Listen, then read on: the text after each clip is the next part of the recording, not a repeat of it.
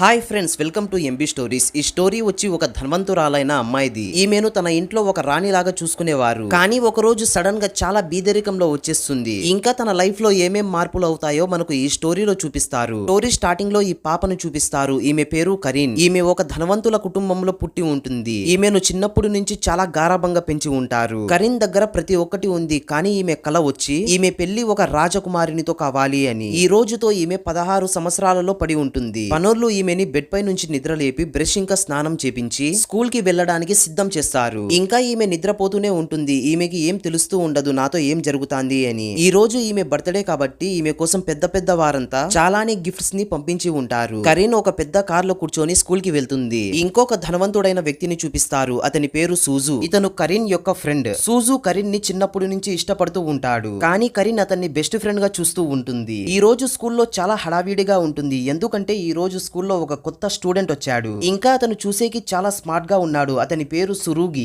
మిగతా అమ్మాయిల్లాగా కరీన్ కూడా ఇతన్ని చూసి ఇష్టపడుతుంది. సురుగి ఫుట్బాల్ ఆడుతూ ఉంటాడు. కరీన్ అతని దగ్గరికి వెళ్తూ ఉంటుంది. అప్పుడే కరీన్ తలకు ఫుట్బాల్ వచ్చి తగులుతుంది. సురుగి అక్కడికి వచ్చి పాపను కిందకు పడకుండా కాపాడుతాడు. కరీన్ సురుగిని చూడగానే అతని ప్రేమలో పడిపోతుంది. రాత్రి కరీన్ బర్త్డే సెలబ్రేట్ చేస్తూ ఉంటారు. అక్కడ ఉన్న వాళ్ళంతా చాలా సంతోషంగా ఉంటారు. ఇతని నాన్న ఈమెకు ఒక వెడ్డింగ్ డ్రెస్ ని గిఫ్ట్ గా ఇస్తాడు. ఇంకా ఇలా అంటాడు, నేను ఒక అబ్బాయిని చూశాను, రేపు ఆ అబ్బాయితోనే నీ పెళ్లి అని చెప్తాడు. ఇది విని కరీన్ చాలా కోపడుతుంది. అక్కడ ఉన్న వస్తువులన్నిటిని విసురుతూ ఉంటుంది. కొంచెం సేపటి తర్వాత ఈమెకు తెలుస్తుంది ఈమె పెళ్లి సురుగితోనే అవబోతోందని. ఇంకా ఈమె సిగ్గుపడుతూ తన రూమ్ లోకి వెళ్లిపోతుంది. తర్వాత రోజు వీళ్ళ పెళ్లి జరుగుతుంది. ఇంకా వీళ్ళు ప్రామిస్ కూడా చేసుకుంటారు. వీళ్లకు పెళ్లి జరిగినట్లు స్కూల్లో ఎవరికి కూడా చెప్పకూడదని. ఇక్కడ కరీన్ చాలా హ్యాపీగా ఉంటుంది. ఎందుకంటే ఈమె ఇష్టపడిన అబ్బాయిని పెళ్లి చేసుకుంది కాబట్టి. పెళ్లి తర్వాత కరీన్ తన అత్తారింటికి వెళ్తుంది. ఆ ఇంటిని చూసి కరీన్ చాలా డల్ అయిపోతుంది. ఎందుకంటే ఆ ఇల్లు ఒక దయ్యాల కొంపలాగుంది. ఇంకా అది చాలా చిన్నగా ఉంది. అప్పుడే ఆ ఇంట్లో నుంచి ఒక లేడీ పరిగెత్తుకుంటూ బయటకు వస్తుంది. కరీన్ ఆమెను చూసి చాలా భయపడిపోతుంది. కరీన్ వాళ్ళ నాన్న ఇలా అంటాడు, నువ్వేం భయపడద్దు, ఈమె ఈ ఇంటి ఓనర్ అని చెప్తాడు. ఇంకా వీళ్ళిద్దరూ ఇంట్లోకి వెళ్తారు. కరీన్ తన ఫెస్ట్ నైట్ కోసం చాలా ఎక్సైటెడ్ గా ఉంటుంది. కానీ సురుగి కరీన్ తో ఇలా అంటాడు, నేను నిన్ను కేవలం డబ్బుల కోసం మాత్రమే పెళ్లి చేసుకున్నాను. మా నాన్న చాలా అప్పులలో ఉన్నాడు. మా నాన్న అప్పులు తీరిపోతాయి. నేను నిన్ను ప్రేమించడం లేదు. నువ్వు వేరే రూమ్ లో వెళ్లి పడుకో, నేను కూడా వేరే రూమ్ లో వెళ్లి పడుకుంటా. ఇంకా సురుగి ఇలా అంటాడు, నీలాంటి అమ్మాయిలు కేవలం అందాన్ని చూసే పెళ్లి చేసుకుంటారు. నువ్వు నన్ను ఎందుకు పెళ్లి చేసుకున్నావంటే నేను చూసేకి చాలా అందంగా కనిపిస్తా కాబట్టి. ఈ మాటలని విని కరీన్ చాలా డల్ అయిపోతుంది. ఇంకా నిద్రపోతుంది. ఉదయం 10 గంటలకు నిద్రలేస్తుంది. ఈమె ఇంటి యజమానిని చూసి కరీన్ మళ్ళీ భయపడిపోతుంది. ఈమె ఇంతవరకు తన స్వతహాగా ఈమె నిద్ర లేవలేదు. దీంతో ఈమె లేట్ గా నిద్ర లేచింది. ఈమెకు బ్రష్ చేసుకోవడం రాదు, స్నానం చేయడం రాదు, ఇంకా స్కూల్ యూనిఫామ్ కూడా సరిగ్గా వేసుకునేకి రాదు. కొన్ని గంటలు కష్టపడిన తర్వాత ఈమె రెడీ అయ్యి స్కూల్ కి వెళ్తుంది. కానీ ఈమె స్కూల్ కే చేరుకోదు. ఎందుకంటే ఈమెకు స్కూల్ కి వెళ్లే దారే తెలియదు. కొంచెం సేపటి తర్వాత సూజు కరీన్ ని చూసి ఇలా అడుగుతాడు, నువ్వు రోజంతా ఎక్కడ ఉన్నావు? ఇప్పుడు సాయంత్రం అయింది, స్కూల్ టైం కూడా అయిపోయింది. కానీ ఈమె ఏం మాట్లాడకుండా అక్కడి నుంచి పారిపోయి ఇంటికి వచ్చేస్తుంది. ఈమె ఇంటికి చేరుకునే లోపల రాత్రి అయిపోతుంది. కరీన్ చూడగా ఈమె ఉదయం చాలా గందరగోళం చేసి స్కూల్ కి వెళ్లి ఉంటుంది. ఈమె చాలా ఏడ్చేస్తుంది. ఎందుకంటే ఈమెకు చిన్న చిన్న పనులు కూడా చేయడం రాదు. దీంతో సురుగి పనులు ఎలా చేయాలో కరీన్ కి నేర్పిస్తాడు. నీళ్లను ఎలా వేడి చేయాలి, ఇంకా మ్యాగీ చేయడం కూడా. ఇలాగే కొన్ని రోజులలో ఈమె చాలా పనులను నేర్చుకుంటుంది. ఒక రోజు కరీన్ సురుగి కోసం డిన్నర్ ని కూడా రెడీ చేస్తుంది. అది చాలా టేస్టీగా ఉంటుంది. సురుగి ఆదాయం కంటే ఖర్చులే ఎక్కువగా పెరిగిపోతాయి. ఇతని దగ్గరున్న డబ్బులు కూడా అయిపోతాయి. దీంతో ఇతను చాలా టెన్షన్ పడతాడు. ఇంట్లో తినడానికి వస్తువులు ఎలా తెచ్చుకోవాలి అని. దీంతో కరీన్ తన నాన్నకు ఫోన్ చేస్తుంది. వీళ్ళ నాన్న వీళ్ళిద్దరిని ఇంటికి పిలుస్తాడు. సురుగి కరీన్ వాళ్ళ నాన్న దగ్గర నుంచి డబ్బులను తీసుకునేకి నిరాకరిస్తాడు.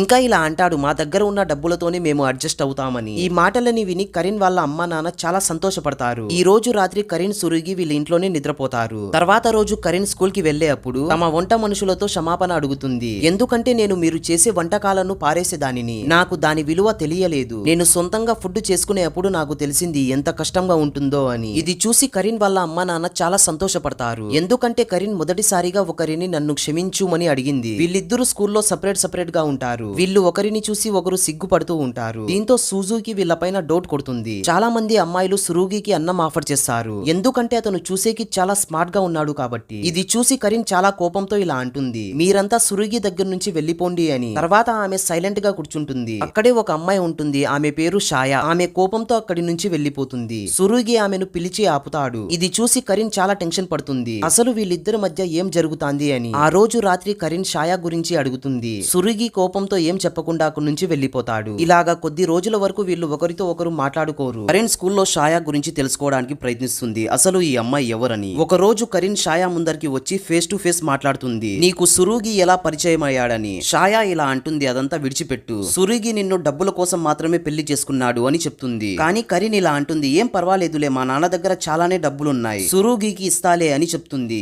ఇంకా అక్కడి నుంచి వెళ్లిపోతుంది. వీళ్ళ ఇద్దరి మధ్య రిలేషన్ మంచిగా డెవలప్ అవుతూ ఉంటుంది. సురుగికి ఈ విషయం తెలుస్తుంది, కరీన్ కి చదవడం రాయడం రాదని. ఈమె ఏదో విధంగా చీటింగ్ చేస్తూనే పాస్ అయ్యేది. దీంతో సురుగి ఈమెను చదివిస్తూ ఉంటాడు. ఈమె క్లాస్ లో నోట్స్ రాస్తూ ఉంటుంది. ఇది చూసి లెక్చరర్ షాక్ అయిపోతాడు. అసలు ఏమైందిరా ఈ అమ్మాయికని. సురుగి ఇలా అంటాడు, నువ్వు మంచిగా మార్క్స్ తెచ్చుకుంటే నీతో డేట్ చేస్తాను అని. దీంతో కరీన్ రాత్రి పగలు కష్టపడి చదువుతూ ఉంటుంది. ఇది చూసి సూజు గానికి డౌట్ కొడుతుంది. దీంతో ఇలా అడుగుతాడు, నువ్వు ఎవరితో అయినా డేట్ చేస్తున్నావా అని. దీంతో కరీన్ ఇలా అంటుంది, డేట్ లేదు తొక్కలేదని. టెస్ట్ తర్వాత కరీన్ కి మంచి మార్క్స్ వస్తాయి. దీంతో ఈమె సంతోషంగా ఇంటికి వెళ్తూ ఉంటుంది. అప్పుడే ఈమెను కొంతమంది కిడ్నాప్ చేసి ఎత్తుకొని వెళ్తారు. ఆ కిడ్నాపర్స్ ఎవరో కాదు, సూజు మనుషులే. సూజుకంతా తెలిసిపోయి ఉంటుంది ఈమె పెళ్లి చేసుకుందని. సూజు వార్నింగ్ ఇస్తాడు, నేను ఈ విషయాన్ని ప్రిన్సిపాల్ తో చెప్తా, నీకు పెళ్లి అయిందని. దీంతో ప్రిన్సిపాల్ నిన్ను స్కూల్లో నుంచి టీసీ ఇచ్చి బయటకు పంపిస్తాడు. ఇలా చేయకూడదంటే అతనికి నువ్వు డైవర్స్ ఇవ్వు అని చెప్తాడు. ఇది విని కరీన్ షాక్ అయిపోతుంది. ఈమె ఇన్ని రోజులు సూజుని బెస్ట్ ఫ్రెండ్ అని అనుకుంటాంది. కానీ ఇతను ఒక పెద్ద సైకో గాని లాగా మారిపోయాడు. ఇక్కడ వీళ్ళంతా కరీన్ ని వెతుకుతూ ఉంటారు. కరీన్ వీళ్లకు ఫోన్ చేసి ఇలా చెప్తుంది, నన్ను సూజు గాడు కిడ్నాప్ చేశాడని. సురుగి కొంచెం కూడా ఆలోచించకుండా కరీన్ ని కాపాడేకి వెళ్తాడు. సూజు అతన్ని కూడా పట్టుకుంటాడు. ఇంకా ఇలా అంటాడు, నువ్వు కరీన్ ని డబ్బుల కోసం పెళ్లి చేసుకున్నావు. నేను కరీన్ ని సంతోషంగా చూసుకోగలను, నా దగ్గర డబ్బులున్నాయి. కానీ నీ దగ్గర ఏముంది, చేతిలో చిప్ప తప్ప. దీంతో సూజు సురుగితో ఇలా అంటాడు, నువ్వు కరీన్ కి డైవర్స్ ఇవ్వు. సురుగి కూడా ఒప్పుకుంటాడు, ఎందుకంటే ఇతని దగ్గర డబ్బులు లేవు, అతను కరీన్ ని మంచిగా చూసుకోలేడు. దీంతో వీళ్ళిద్దరిని సూజు విడుదల చేస్తాడు.